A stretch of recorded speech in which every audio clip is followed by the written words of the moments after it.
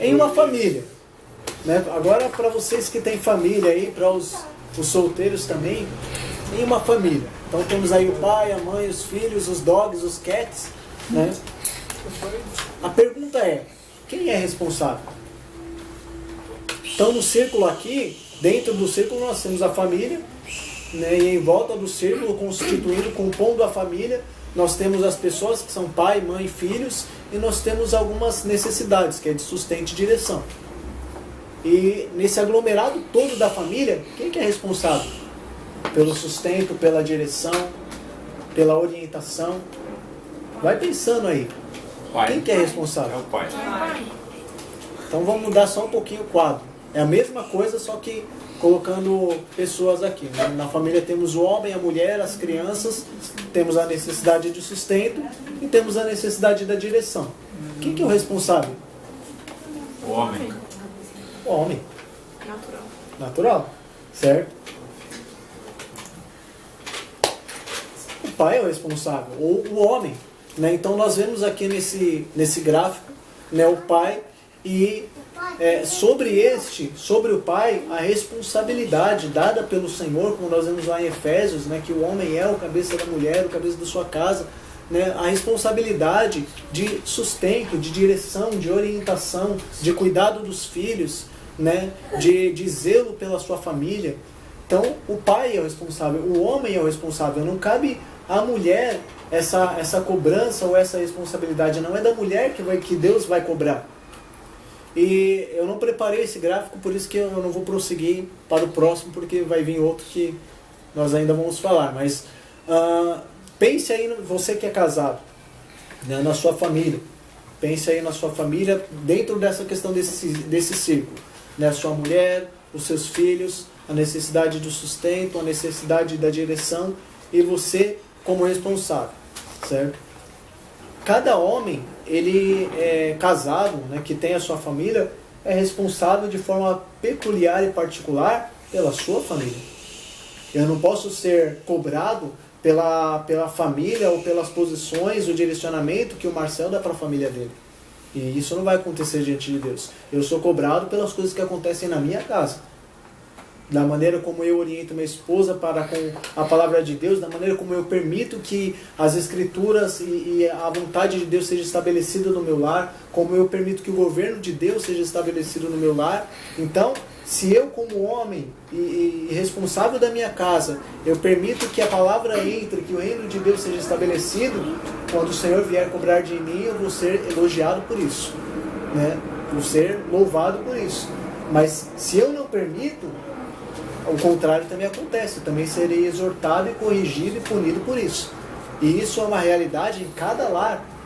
Você que é homem na sua casa, o responsável por permitir que o reino de Deus seja estabelecido, por deixar a palavra de Deus entrar, né, por trazer a palavra de Deus, por orientar os seus filhos a como seguir o caminho, né, por ajudar a sua mulher nas questões concernentes às escrituras, o responsável é você. Já pensou, pense aí, o que você faria se de repente alguém chegasse na sua casa e começasse a querer colocar as ordens ali, falar, não, essa geladeira vem pra cá, e agora de domingo a gente não vai mais fazer nada, e de sábado a gente vai fazer isso ou aquilo. Eu acho que a primeira coisa que naturalmente um homem faria se ele realmente for o cabeça do seu lar, é falar, rapaz, você está achando que você é quem? Para chegar aqui na minha casa e falar o que vai ser e o que não vai ser. Para querer abrir a geladeira e pegar o da minha mulher. E dependendo do homem, se ele, né, não tiver a temperança muito bem tratada, ele vai dar um safanão no camarada. Por quê? Porque é a responsabilidade do homem dar a direção, né, orientação e sustento para o seu lar. Cada homem aqui. Deixa eu te fazer uma pergunta. A gente está explorando um assunto de sustento e direção. Sim. Né? Vou dar exemplo meu. Tá. Nesse caso de direção, sempre tem que partir do homem?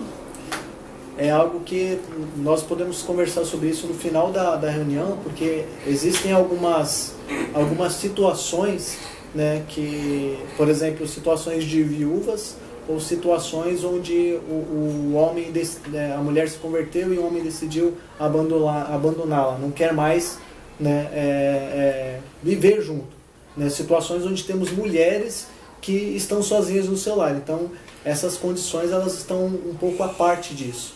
Né? Então, nós podemos ver depois como que isso se daria para, né, as irmãs que estão nessa situação de solteiras, ou viúvas, ou divorciados, por qualquer motivo que seja. Mas a irmã perguntou dentro do Não, casamento. isso, porque né? assim, o meu esposo, ele compartilha da mesma... Né, mas ele tá enferrujadinho, vamos colocar dessa forma. Tá lá. Jesus está cuidando, eu creio. Então, assim, às vezes, não sei, eu sou novinha, assim, eu estou aprendendo ainda.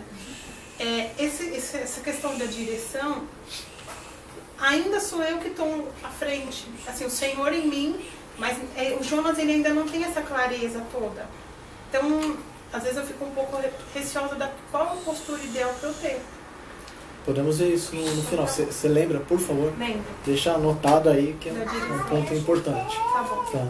Mas, via de regra, né, a via de regra é de que o homem ele é aquele que toma a frente do seu lar.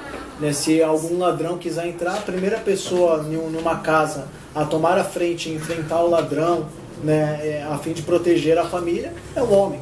Né? O primeiro a tomar o tiro, a bala, é o homem. Ruim para nós. Né? Mas somos também os primeiros a ir pro céu, não tem problema. Ai, irmão, desculpa. Aqui lá em casa acontece o barulho no teu primeiro a se esconder. Mas Deus vai dar um som de leão para ele. Ao contrário. Aí eu queria dar lá.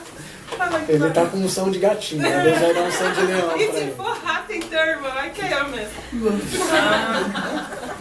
E é importante termos essa ideia, né, bem estabelecida de que o homem é o cabeça do seu lar, de que ele é responsável, de que cada homem é responsável pela sua família, pelo seu lar, para que nós possamos entender um conceito bíblico e cristocêntrico de igreja, de comunidade.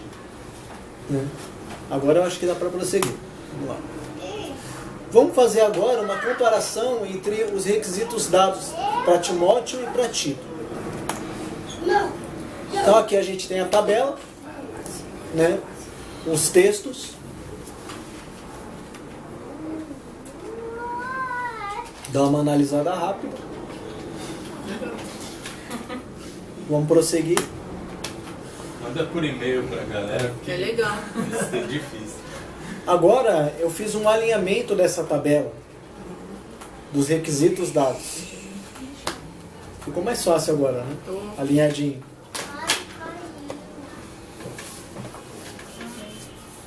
É praticamente igual.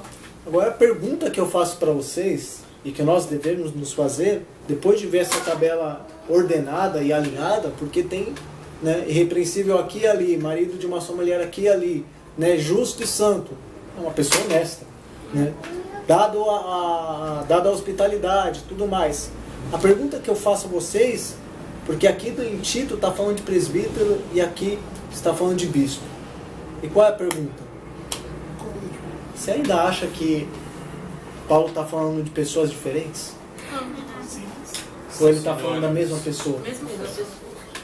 A mesma pessoa. Usa mesmo tipo sinônimos de diferentes, pessoa, né? Os presbíteros, eles são para as igrejas, as comunidades, assim como os homens são para as suas famílias. Então, da mesma maneira, o que eu quero dizer com isso?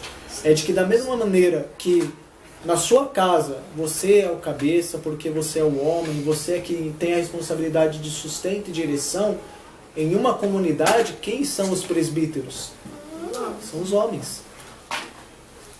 O chamado de Deus para uma pessoa ser o presbítero é uma questão natural. Se você é um homem, se você é casado e se você tem uma maturidade, experiência cristã ao ponto de viver aquilo que Paulo orienta para Timóteo e para Tito, não tenha dúvidas. Você é considerado diante de Deus um presbítero, uma pessoa responsável pela comunidade na onde você se reúne. Não que você vai dominar e controlar a comunidade, porque você não faz isso sozinho. Porque a comunidade ela é constituída de famílias. Então eu tenho aqui uma comunidade que possui 3 famílias, certo? E alguns jovens solteiros. Nessa comunidade de 3 famílias, eu tenho 3 homens casados, cada um com suas respectivas famílias e filhos. Quantos presbíteros eu deveria ter nessa comunidade? 3. A via de regra é que não necessariamente a pessoa casada ela tem uma maturidade cristã, uma experiência cristã, ao ponto de realmente poder ser um exemplo de fé. Mas se assim sucede, se ele tem uma experiência cristã com Jesus, se ele conhece a palavra, se ele teme ao Senhor, se ele entende que o trabalho cristão, o serviço cristão é em cooperação, ele com os outros maridos, ele com os outros homens, trabalhando para dar direção à comunidade, para trazer a palavra para aquela comunidade que é constituída dessas famílias, ele é um presbítero. Não tenha dúvida disso. Porque, vamos arriscar agora e ver o... Eu voltei.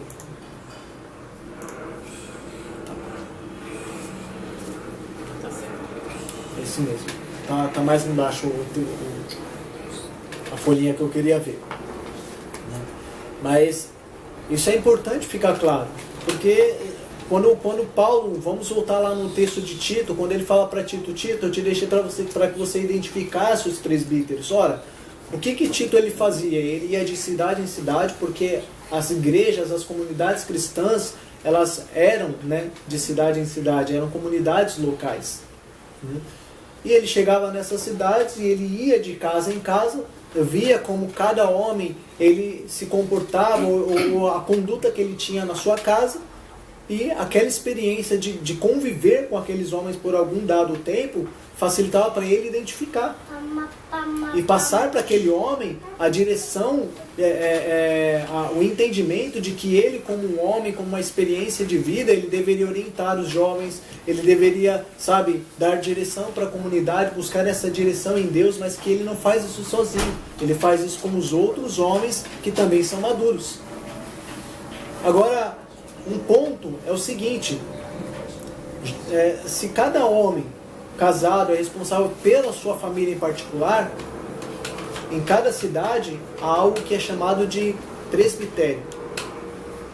Cada cidade, né, cada comunidade, né, cada ajuntamento solene, cada congregação, há algo que é chamado de presbitério, que é formado pelos homens, né, maduros, experimentados na fé. E esse presbitério, a função dele é dar direção e orientação para essa comunidade em específico. Né? Não existe na realidade cristã aquela coisa de que um determinado irmão ele supervisiona tantas igrejas. Isso não existe. Nós vamos entender um pouco mais à frente agora a questão dos bispos. Então em 1 Pedro 5, do 1 ao 4, diz o seguinte: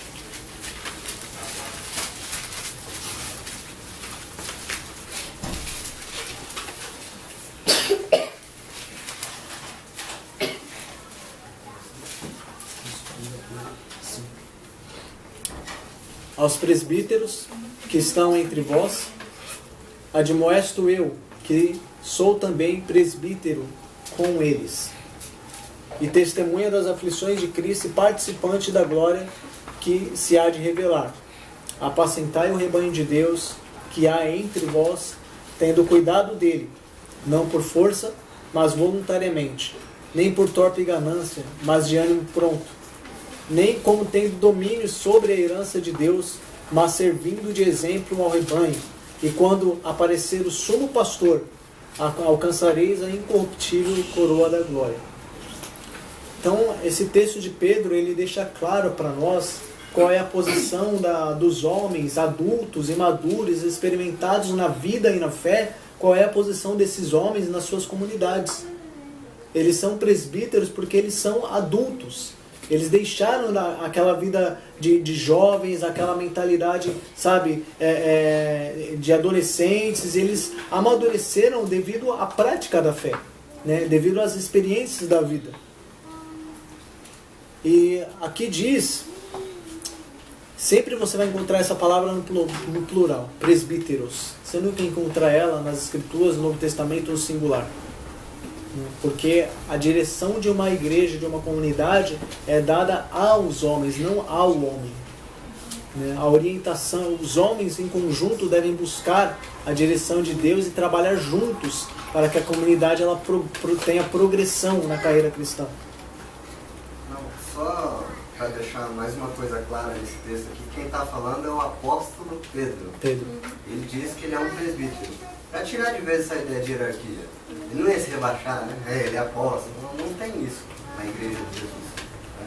E outra coisa, no versículo 1, diz: portanto, apelo para os presbíteros que há entre vocês. Eles não estão acima, eles estão entre esses irmãos, vivendo como todos os outros. Verdade. Primeira Pedro 2,25, um pouquinho depois aí, vai falar a respeito de Cristo como sendo pastor e bispo das nossas almas. Vou prosseguir o slide, tá?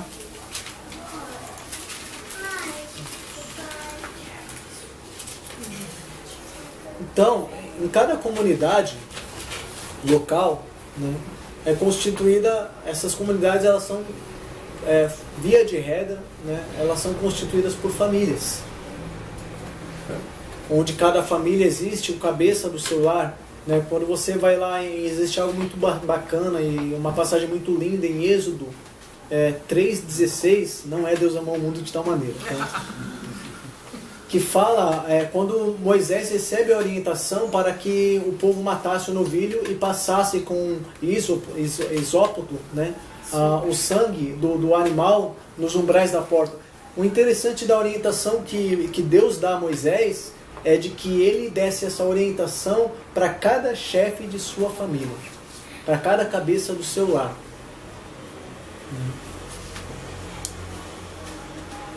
As comunidades elas possuem um presbitério, como nós falamos, que é composto pelos homens adultos, né? E chefes de suas casas.